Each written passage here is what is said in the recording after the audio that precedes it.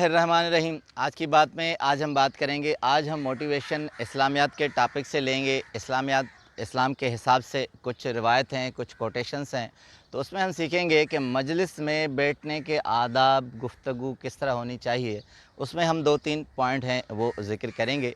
उससे पहले एक रिवायत चाहेंगे कि हम डिस्कस करें इस्लामी आदाब के मुतालिक, अखलाकियात के मुतालिक, कि अमीर की महफ़िल में अमीर से ताल्लुकात के लिए हमें बैठने के लिए क्या करना चाहिए, क्या उसूल होने चाहिए। अमीरुल मोमिनीन, हुक्मरान, बड़े लोग, हमसे हैसियत से जो बड़े हों, उनकी महफ़िल में अगर हम बैठते हों तो हमें कौन से उसूल अपनाने चाहिए। तो अब्दुल्ला बिन अब्बास से रिवायत है, कहते हैं कि एक दिन मेरे वालिद साहब ने मुझे कहा कि मेरे बच्चे, मैं देख रहा हूँ कि अमीरुल मोमिनीन उमर बिन अब्दुल अज़ीज़ तुम्हें बुलाते हैं, बिठाते हैं, अपने करीब रखते हैं, और बहुत बड़ी बात यह है कि बहुत से असहाबा के साथ तुमसे मुशावरत भी करते हैं और तुम्हारी बातों को अहमियत देते हैं। फिर कहते हैं कि मेरे वालिद साहब ने कहा कि अगर तुम चाहते हो कि ये क़ुर्बत, ये मोहब्बत बरकरार रहे तो 4 चीज़ों को अपने ज़हन में हमेशा रखो। अब वो 4 चीज़ें क्या है? नंबर पहली, कहा कि जब भी तुम उनसे बात करो, उन्हें ये शुबा, यकीन या इत्तला न हो कि तुम झूठ बोलते हो। यानी झूठ बोलने से आदमी का एतमाद ख़त्म होता है, टूटता है।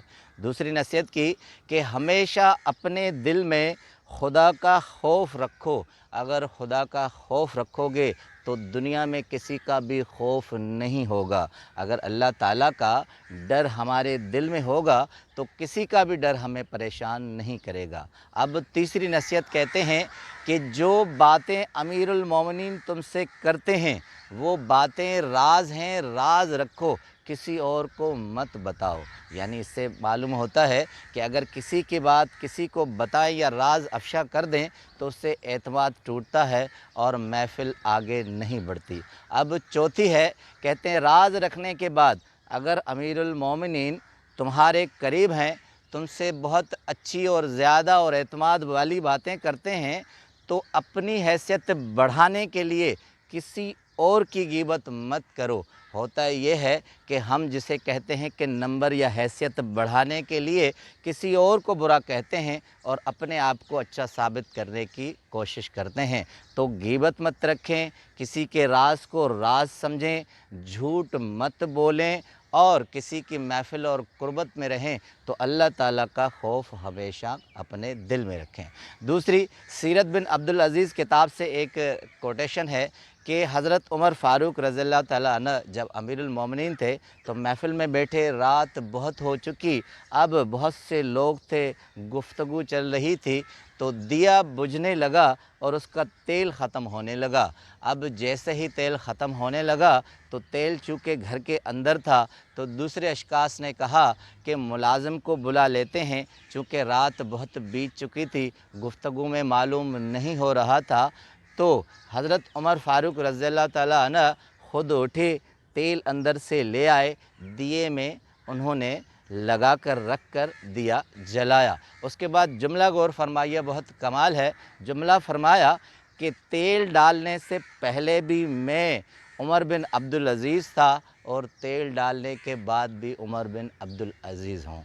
इससे ये मिलता है पता कि कोई भी दुनिया में ज़िंदगी में छोटा काम करते हैं तो हम छोटे नहीं हो जाते, इससे हमारी हैसियत कम नहीं होती।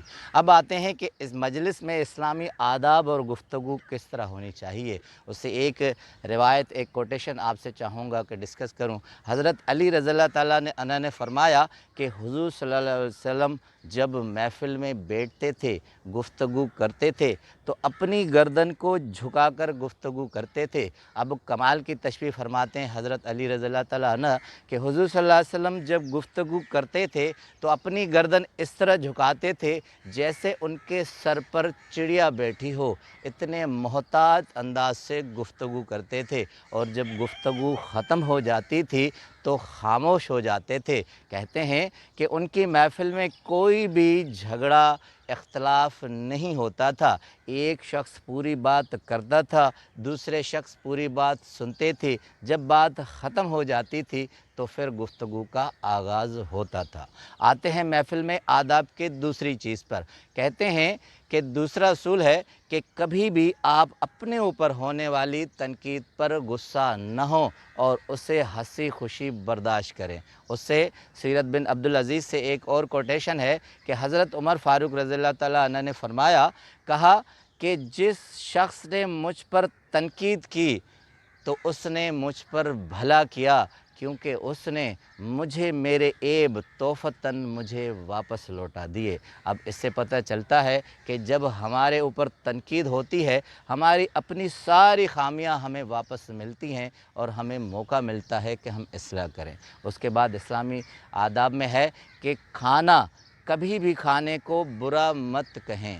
حضور صلی اللہ علیہ وسلم جب ان کو کھانا پسند نہیں ہوتا تھا تو کہتے ہیں ہلکا سا تناول فرما کر اٹھ جاتے تھے، پسند ہوتا تھا تو مکمل کھاتے تھے، کبھی بھی کھانے کو برا مت کہیں۔ اس کے بعد آتے ہیں دوسرے محفل پر کہ کہتے ہیں کہ کبھی بھی آپ کسی سے گفتگو کریں تو اپنے آپ کو بڑا مت سمجھیں۔ اکثر یہ ہوتا ہے کہ ہم دنیا میں اپنی حیثیت میں اتنے مرتبے سے اعلیٰ ہو جاتے ہیں کہ اپنے آپ کو بڑا سمجھنے لگتے ہیں اور دوسرے کو کم تر رکھتے ہیں۔ اب اعتدال کی حیثیت ہے، برابری کی حیثیت ہے، جب بھی آپ چھوٹوں سے بڑوں سے کہیں بھی بیٹھیں تو اعتدال کی صورت اختیار کریں۔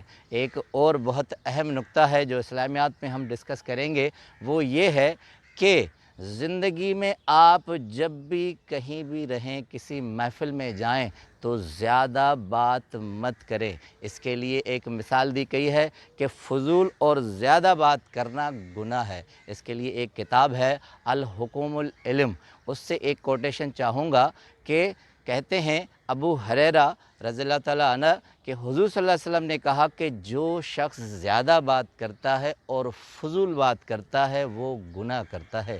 ایک اور اس میں مثال ہے، کہتے ہیں ایک اصحابی آخری موت المرگ کے لمحات میں تھا اور اس وقت دوسرے اصحابہ کرام ان سے ملنے گئے تو ان کے چہرے پر بہت رونق تھی۔ جب پوچھا گیا کہ کیا وجہ ہے کہ اتنے عمر رسیدہ ہونے کے باوجود بھی اور اتنی سخت بیماری کے لمحات میں تمہارے چہرے پر رونق ہے، تو کہتے ہیں اس اصحابی نے کہا کہ میں نے زندگی میں دو ہی چیزیں اپنائی ہیں، ایک ہر وہ عمل جو اسلامی طریقوں کے مطابق تھا اپنایا ہے، اور دوسرا عمل میں نے زیادہ باتیں اور فضول باتیں نہیں کی۔ تو ان اسلامی احکامات آداب کو اپنائیے، معاشرے میں زندگی میں فلاح پائیے اور عزت پائیے۔ آپ کا بہت بہت شکریہ۔